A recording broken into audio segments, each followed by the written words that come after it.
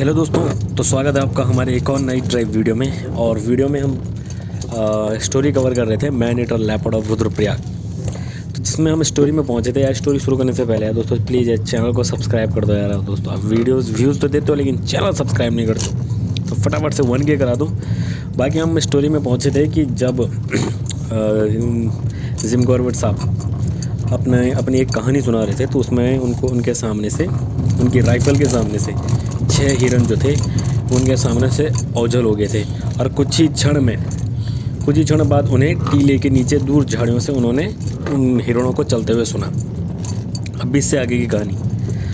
अब जिम गॉर्बेट कह रहे हैं कि अब मेरी बंगले की तरफ लौटने की बारी थी और मैंने डिसीजन किया कि मैं घास के ढलान से पहाड़ी की तलहटी पर लगे हल्के जंगल से होता हुआ उतरूंगा। अब ढलान ऐसी थी कि लंबे कदमों से जाया जा सकता था, अब बशर्ते हर कदम सावधानी से सही जगह पर पड़े। जिम कॉर्बेट कहते हैं कि मैं 100 गज के खुले मैदान से गुजर रहा था और ऊपर से अब तो कुल करीब 600 गज चलकर आया हूँगा कि मेरी नज़र एक सफ़ेद चीज़ पर पड़ी। वो चीज़ ढलान से बाईं तरफ जंगल की धार में चट्टान पर मुझसे 300 गज दूर नीचे खड़ी थी। अब जिम कॉर्बेट कह रहे हैं कि मैंने चलती नज़र से देखा और पाया कि वो बकरी थी जो जंगल में खो गई थी। अब हमने एक पखवाड़े में मांस नहीं खाया था। जिम कॉर्बेट कह रहे हैं कि इन्होंने एक पखवाड़े से मांस नहीं खाया था। पखवाड़े का मतलब है कुछ बहुत सारे टाइम से। तो शिविर से चलते हुए जिम कॉर्बेट कह रहे हैं कि मैं फोर्ट रेस्क्यू को कहकर आया था कि आज अपने साथ कुछ लेकर आऊँगा, और अब मौका लग गया था। बकरे ने मुझे देख लिया था और अगर मैं बंदूक छिपा कर चलूँ तो वो मुझे इतने पास आने देगा कि मैं उसकी टांग पकड़ सकूं। इसलिए जिम कॉर्बेट ने लंबे कदमों से धार की बाईं ओर चला दी और कनखियों से बकरे पर नज़र रखी। अगर बकरा अपने स्थान पर ही रहे तो उससे बेहतर पहाड़ी नहीं थी जहां से उसे पकड़ा जा सकता था। अब क्योंकि यहाँ पर सपाट चट्टान बाहर निकलकर ढलान पर झुकी थी और ज़मीन से 5 फुट ऊपर थी, बकरे की तरफ सीधे देखे बिना तेज़ रफ्तार के साथ मैं चट्टान के आगे निकल गया और करीब से गुजरते हुए मैंने अपना बायां हाथ उसके आगे के पांव पर झपटा और चेतावनी की छींक मारते हुए वो जानवर मेरी पकड़ से बाहर और ऊपर खिसक गया। अब जिम कॉर्बेट कह रही कि मैंने हाथ खींचा और इधर उधर नज़र दौड़ाई तो ये देखकर मैं आश्चर्यचकित होकर, मेरा आश्चर्य का ठिकाना नहीं रहा कि जिसे मैं बकरा समझ बैठा था वो श्वेत कस्तूरी मृग था। अब मुझसे करीब 10 फुट पर वो दूर खड़ा और वो छोटा सा जानवर मुझे चुनौती देने की मुद्रा में छींके मारे जा रहा था। अब जिम कॉर्बेट कह रहे हैं कि मैं मुड़कर करीब 50 गज नीचे चला आया और जब मैंने पीछे मुड़कर देखा तो वो मृग अभी भी उस चट्टान पर खड़ा मुझे डराकर भगा देने के लिए खुद को बधाई दे रहा था, या फिर शायद। अब कुछ सप्ताह बाद जब कश्मीर के वन्य जंतु वार्डन से मेरा मिलना हुआ और मैंने इस घटना की बात उनको ये बात बताई तो उन्हें खेद हुआ कि मैंने वो मृग नहीं मारा। वो जानने को उत्सुक था कि मैंने किस स्थान पर उस कस्तूरी मृग को देखा था। अब जिम कॉर्बेट कह रहे हैं कि जिस स्थान पर उन्होंने उस श्वेत कस्तूरी मृग को देखा था वो उस स्थान के प्रति उनका जो याददाश्त थी वो थोड़ी गड़बड़ा रही थी। अब इसलिए जिम कॉर्बेट कह रहे हैं कि इसलिए मुझे नहीं लगता कि उस श्वेत कस्तूरी मृग को किसी संग्रहालय की शोभा बढ़ाने के लिए लाया जा सका होगा। अब जिम कॉर्बेट कह रहे हैं कि नर बाघ जिस क्षेत्र को अपना मानते हैं उसमें बाहर से किसी को आना उन्हें बर्दाश्त नहीं होता है। आदमखोर का क्षेत्र 500 वर्ग मील दूर फैला होता है और कुछ और नर बाघ भी यहाँ होंगे। फिर भी नरपक्षी इस क्षेत्र में लंबे समय से था। अब इसलिए स्वाभाविक था कि वो उसे अपना क्षेत्र मानता होगा। और फिर समागम मौसम भी हाल ही में समाप्त हुआ था। अगर मैं तेंदुए की तरह आवाज़ दूं, ये संभव था कि वो इसे बागिन की पुकार समझेगा, या फिर उनके कहने का मतलब है कि वो एक फीमेल लेपर्ड की पुकार समझेगा जो तेंदुए की तलाश में होगी। अब उनका मीटिंग पीरियड था। अब अंधेरा होने के बाद जिम कॉर्बेट ने हुंकार लगाई और उनकी खुशी का ठिकाना नहीं रहा जब 400 गज नीचे कुछ दाएं तरफ एक नर बाघ ने हुंकार का जवाब दिया। अब हमारे बीच कई बड़े पत्थर और कंटीली झाड़ियाँ थीं और मुझे मालूम था कि तेंदुआ मेरी तरफ सीध में नहीं आएगा। वो शायद कुछ ऊबड़ खाबड़ मैदान का चक्कर लगाकर छोटी सी धार को होते हुए इस धार में आएगा जिस पर मैं पेड़ पर बैठा था। अब उसके दूसरे हुंकारे से भी मालूम हो गया था कि वो ऐसा ही कर रहा है। 5 मिनट बाद मेरे पेड़ से शुरू होकर सामने की पहाड़ी पर जाने वाले रास्ते पर करीब 200 गज की दूरी पर मुझे उसकी हुंकार यानी कि रोर सुनाई दी। अब मैंने इस बुलावे का जवाब दिया ताकि तेंदुआ मेरी तरफ आए। 3 या हो सकता था कि 4 मिनट बाद उसने 100 गज दूर से आवाज़ दी। अब ये अंधेरी रात थी। जिमकॉर्ड यानी कि मेरी राइफल पर टॉर्च लगी थी और जो मेरा अंगूठा था उसके बटन पर था। पेड़ की जड़ से रास्ता 50 गज तो सीधा जाता था जहाँ से फिर तीखा मोड़ था। जिमकॉर्ड यानी कि मेरे लिए ये तय करना ठीक कठिन था कि कब और कहाँ टॉर्च की लाइट फेंकूं। इसलिए तेंदुए के बकरे तक पहुंचने की प्रतीक्षा करने लगा। अब मोड़ के बाद वो मुझसे केवल 60 गज की दूरी पर तेंदुए ने फिर आवाज़ दी और इस बार जवाब ऊपर पहाड़ी पर दूसरे तेंदुए ने दिया। अब ये दुर्भाग्य ही था कि मामला थोड़ा सा जटिल हो गया था। तेंदुआ मेरे इतने करीब था कि उसे आवाज़ नहीं दी जा सकती थी क्योंकि पहले उसने मुझे 200 गज दूर से सुना था।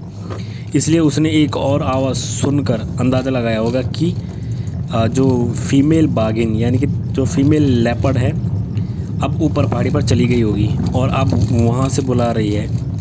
अभी ये संभावना बनी हुई थी कि तेंदुआ कम से कम वहाँ तक तो आएगा जहाँ ऊपर पहाड़ी से आती पगडंडी पर इस रास्ते पर मिलती है। अगर तेंदुआ वहाँ से आता है तो ये निश्चित है कि वह बकरे को देख लेगा और उसे मारेगा। भले ही उसके लिए इस समय बकरे का कोई उपयोग ना हो, लेकिन बकरे की किस्मत अच्छी और मेरी बुरी थी। तेंदुए ने दोनों रास्तों के बीच पर आने से पहले ही ऊपर की ओर मोड़ काट लिया था और अब जब वो हुंकारा तो उसकी हुंकार मुझसे 100 गज दूर और उसकी बाईं तरफ उसकी संगनी से 100 गज नज़दीक थी। अब दोनों तेंदुओं की आवाज़ एक दूसरे के नज़दीक होती चली गई और लास्ट में मौन में बदल गई। अब लंबी चुप्पी के बाद दोनों की आऊँ आऊँ की आवाज़ आई तो पॉसिबल था कि उस जगह से आ रही थी जहाँ घास का मैदान एंड होकर जंगल शुरू होता था। अब दुर्भाग्य से तेंदुए की किस्मत कई मामलों में अच्छी थी और ज़्यादा अच्छी इसलिए थी कि अंधेरा था, वरना वो तेंदुए को मारने का आसान होता। अब शेर के साथ भी यही बात होती है, लेकिन जो बंदूकची पहले शेर की तलाश में पैदल जाता है उसे ये निश्चित कर लेना चाहिए कि वो उन्हें मार ही ले, क्योंकि शेरनी और शेर नहीं ऐसे समय में बहुत संवेदनशील होती है जब उनका मेटिंग पीरियड होता है। अब बिल्ली की प्रजाति का नर संवेदनशील नहीं होता है, शायद इसलिए पहले के समय रूखा व्यवहार करता है। वो भूल जाता है कि उसके पंजे मादा पर आघात कर रहे हैं। अब जिमकॉर्ड कह रहे हैं कि फ़िलहाल बाघ नहीं मरा, न वो उस रात मर सकेगा, लेकिन हो सकता है कल मर जाए या उसके अगले दिन। उसके दिन अब नज़दीक आते जा रहे थे। मुझे अपने दिन भी थोड़े नज़र आने लगे क्योंकि बिना किसी शक सुबह के तेज़ हवा आई और पेड़ ज़मीन पर लौटने लगा और गढ़वाल की ज़मीन से मेरा पाँव और सिर का रिश्ता उलट गया। पाँव ऊपर और सिर नीचे। जिमकॉर्ड कह रहे हैं कि उनके पाँव ऊपर थे और सिर नीचे हो गए थे। अब कुछ सेकंड के लिए जिमकॉर्ड को लगा कि अब पेड़ का सीधे खड़े होना इम्पॉसिबल है। मुझे पेड़ पर अपने आप को चिपके रहना भी असंभव नहीं लग रहा था। अब जब हवा का दबाव कम हुआ तो पेड़ और मैं हवा से पहले ही अपनी पहले वाली स्थिति में आ गए। अब इस डर से कि और ज़्यादा तेज़ हवा आ सकती है, जिमकॉर्ड कह रहे हैं कि मैंने राइफ़ल एक टहनी से बांध दी ताकि दोनों हाथों का उपयोग पेड़ को पकड़ने में कर सकूं। अब चीड़ के इस पेड़ ने अगर ज़्यादा नहीं तो इतनी हवा को पहले भी झेला होगा, लेकिन ऊपर चढ़े हुए इंसान के साथ जिसने वज़न और हवा का दबाव दोनों ही बढ़ा दिए हैं। पेड़ का पहली बार सामना हो रहा होगा कि राइफ़ल को सुरक्षित बांधने के बाद जिमकॉर्ड ने टहनियों पर चढ़ता गया और जहाँ तक पहुँच पाया टहनियों की पत्तियों के गुच्छों को तोड़ते रहे। अब जिमगोड़ यानी कि मेरा सोचना गलत भी हो सकता था, लेकिन जब मैं पेड़ को हल्का किए उसके बाद इतनी तेज़ हवा नहीं चली कि मेरे पाँव ऊपर और सिर नीचे हो जाते। अब जैसा कि पहली बार हुआ था, लेकिन सौभाग्य से चीड़ नया और लचीला था और इसकी जो जड़ें थी वो पक्की थी। अब ये 1 घंटे तक घास के तिनके की तरह हिलता रहा और अंत में हवा जिस तरह अचानक शुरू हुई थी वैसे ही बंद भी हो गई। अब तेंदुए के लौटने की कोई संभावना नहीं थी। इसलिए जिमगोड़ कह रहे हैं कि इसलिए एक सिगरेट फूंकने के बाद मैं बकरे की तरह सपनों की दुनिया में खो गया। अब सूरज उग रहा था जब पक्षियों की आवाज़ ने जिमगोड़ को एहसास कराया कि मैं ज़मीन से 50 फुट की ऊंचाई पर था। पेड़ के नीचे मेरी पिछली शाम वाले दोस्त खड़े थे, उनके साथ उनके गांव के 2 और लड़के भी थे। अब ये पाने पर कि मैं जग गया हूँ, उन्होंने पूछा कि क्या मैंने रात को तेंदुए की आवाज़ सुनी थी। पेड़ की टहनियाँ गिरी देखकर उन्होंने पूछा पेड़ का क्या हो गया था, पेड़ को क्या हो गया था। अब जब मैंने उन्हें बताया कि तेंदुए के साथ मैत्रीपूर्ण बातें की और जब कुछ करने का नहीं रहा तो टहनियाँ तोड़कर अपना मनोरंजन किया। जो पेड़ की हालत और गांव वालों ने उस समय देखी थी, जिस पेड़ पे जिमगोड़ बैठे हुए थे। अब चारों जितने भी वो ग्रामीण थे वो हंस पड़े। अब मैंने उनसे पूछा कि क्या उन्हें मालूम है कि रात को थोड़ी हवा चली थी। तो एक युवा लड़के ने बोला कि थोड़ी हवा चली थी साहब। अब ऐसी हवा तो कभी चली ही नहीं होगी कि वो मेरी झोपड़ी भी उड़ा ले गई हो। अब उसका जो दोस्त था वो बीच में कूद पड़ा और कहा कि दोस्त कोई बात नहीं साहब, शेर सिंह बहुत दिनों में से धमकी दे रहा था कि वो अपनी झोपड़ी बनाने जा रहे हैं। अच्छा हो गया कि पुरानी झोपड़ी को उखाड़ने की जहमत से बच गया। अब चीड़ के पेड़ के अपने अनुभव के बाद कई दिन तक जिमगोड़ कह रहे हैं कि मेरा मैन ईटर से कोई संपर्क नहीं हुआ। हालांकि मैंने खेतों से ऊपर के मैदान के आसपास जंगल में मीलों मील उसे ढूंढा, लेकिन उस ऊबड़ खाबड़ मैदान की तरफ न तो वो लौटा और ना ही वो तेंदुआ फीमेल लेपर्ड, अब जिसने उसकी जान बचाई थी। अब इन जंगलों से जिमगोड़ कह रहे हैं कि इन जंगलों से मैं परिचित था और अगर आसपास तेंदुआ होता तो मैं पशु पक्षियों की मदद से उसका पता अवश्य लगा लेता। अब जो फीमेल लेपर्ड ने जब चीड़ के पेड़ से मेरी आवाज़ सुनी होगी तो वो कहीं दूर से इधर आई होगी। अब वो जितनी अधीर लगती थी उससे भी अंदाज़ा होता था कि वो दूर से ही आई थी और उस नर तेंदुआ के मिल जाने पर, जिसे पाने में मैंने उसकी मदद की थी, वह उसे साथ लेकर अपने क्षेत्र में चली गई होगी। अब जो नर तेंदुआ था, जो मैन ईटर था, अब अकेला लौटेगा। अब क्योंकि बाएं किनारे के लोग सतर्क बरत रहे थे, इसलिए उसे यहाँ शिकार मिलने में काफ़ी कठिनाई होगी। तब वो शायद अलकनंदा के दाहिने किनारे जाना चाहेगा। अब ये सोचकर कुछ रातें जिमगोड़ कह रहे हैं कि ये सोचकर कुछ रातें मैंने रुद्रप्रयाग के पुल पर चौकसी करने में बिता दी। अब पुल के बाएं किनारे से पहुंचने के लिए 3 रास्ते थे।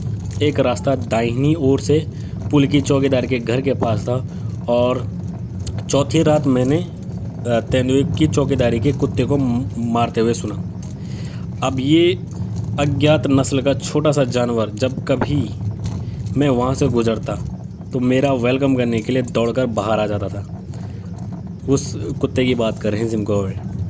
अब वो कभी कभार ही भौंकता, लेकिन उस रात वो 5 मिनट तक भौंकता रहा और अचानक एक चीख के साथ उसका भौंकना बंद हो गया। इसके बाद घर के अंदर से चौकीदार के चिल्लाने की आवाज़ आई और फिर चुप्पी छा गई, क्योंकि पुल के किनारे से कंटीली झाड़ियों को हटाकर रास्ता खोल दिया गया था।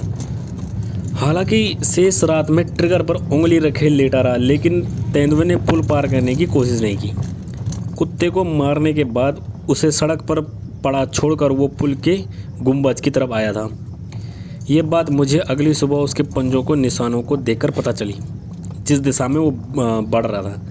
अगर 5 कदम और बढ़ता तो वो पुल पर पहुंच जाता, लेकिन 5 कदम पहले ही वो दाएं मुड़ गया और पगडंडी पर ऊपर कुछ दूर बाजार की तरफ जाने के बाद वो बाईं तरफ यात्रा मार्ग पर चलने लगा।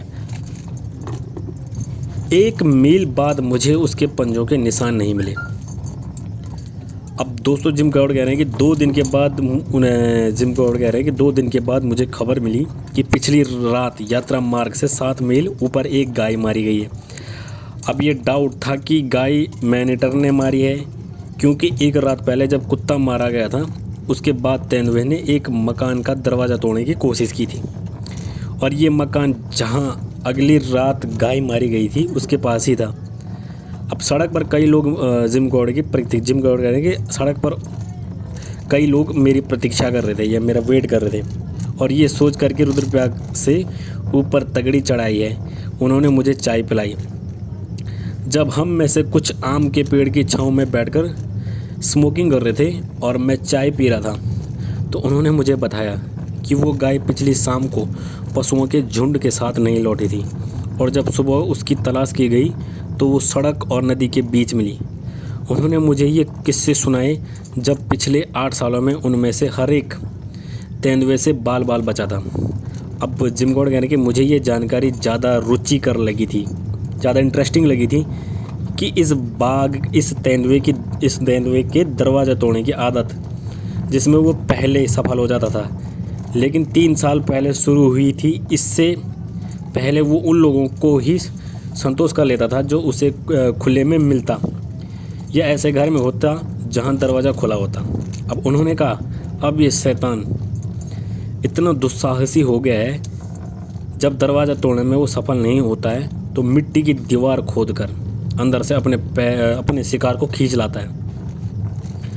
अब जो लोग हमारी पहाड़ी जनमानस और लोकायतिक शक्तियों से उनके भय के बारे में वाकिफ़ नहीं है, उन्हें ये बात अविश्वसनीय लगेगी कि उन लोगों ने जिनका साहस जग जाहिर है, जिन्होंने युद्ध क्षेत्र में बड़े से पुरस्कार पाए हैं, अपने मकान का दरवाज़ा तेंदुए को तोड़ने दिया या फिर अपनी दीवार खोदने दी।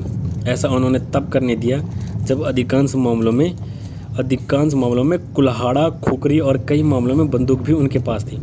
अब उन 8 लंबे सालों में मेरी नज़र जिम कॉर्बेट की नज़र में केवल एक मामला आया जब तेंदुए को प्रतिरोध का सामना करना पड़ा, और ये प्रतिरोध एक महिला ने किया था, और वो घर में अकेली सोई थी और दरवाजे पर अंदर से सांकल नहीं चढ़ी थी। इस कमरे का दरवाज़ा अंदर की तरफ खुलता था और इसके सहारे महिला ने अपना हाथ चिथड़े हो जाने के बावजूद स्वयं को बचा लिया था। अब कमरे में घुसकर तेंदुए ने महिला का बायां पांव पकड़ा, और जैसे ही वो महिला को कमरे में घसीट रहा था, महिला के हाथ में दराती थी। अब गढ़वाली में उसे थमाला कहते हैं, तो वो भी एक हथियार होता है जिससे लकड़ी वगैरह काटी जाती है, पेड़ वगैरह गांव की महिलाएं उसे अपने साथ ले जाती है। तो महिला के हाथ में वो दराती आ गई और आगे से मुड़े घंटासे की तरह ये हथियार पशुओं के लिए चारा काटने के काम आता है, बता चुका हूँ दोस्तों मैं। तो महिला ने उस थमाले से तेंदुए पर वार किया और तेंदुए ने टांग नहीं छोड़ी और दरवाजे से बाहर आ गया, और ऐसा करते हुए महिला ने धकेला या स्वयं ही दरवाज़ा बंद हो गया। जो भी हुआ, दरवाजे की एक तरफ महिला थी और दूसरी तरफ तेंदुआ। अब तेंदुए ने पूरी ताकत लगाई और महिला की टांग उसके बदन से अलग हो गई। उस समय संयुक्त पूरे राज्य विधान में मुकुंदी लाल गढ़वाल के प्रतिनिधि थे। अब वे चुनाव प्रचार के दौरे पर अगले ही दिन पहुंचे और उस कमरे में एक रात गुजारी, लेकिन वहां तेंदुआ नहीं आया। अब परिषद को भेजी गई एक रिपोर्ट में मुकुंदी लाल ने लिखा कि 1 साल के अंदर तेंदुआ 75 लोगों को मार चुका है, और उन्होंने आदमखोर को मारने के लिए सरकार से ज़बरदस्त अभियान चलाने को कहा। अब दोस्तों, अब इससे आगे की जो कहानी है वो हम नेक्स्ट वीडियो में कवर करेंगे। अगर स्टोरी पसंद आई हो तो प्लीज़ कमेंट ज़रूर करें। बाकी दोस्तों 1K करा दो यार फटाफट। तो वीडियो पसंद आए तो प्लीज़ चैनल को सब्सक्राइब करें ऐसे ही कमाल की स्टोरी को। और हाँ दोस्तों, इस कहानी के जितने भी पार्ट्स हैं उसकी प्लेलिस्ट मैंने बना रखी है, तो आप जाके प्लेलिस्ट में 1 से लेकर जितने भी पार्ट बने हुए हैं 1 बाय 1 सुन सकते हैं। तो फटाफट से चैनल को सब्सक्राइब करें और लाइक करें, कमेंट करें। बाकी मिलते हैं हम आपको अगली वीडियो में, तब तक के लिए धन्यवाद। जय हिंद, जय भारत।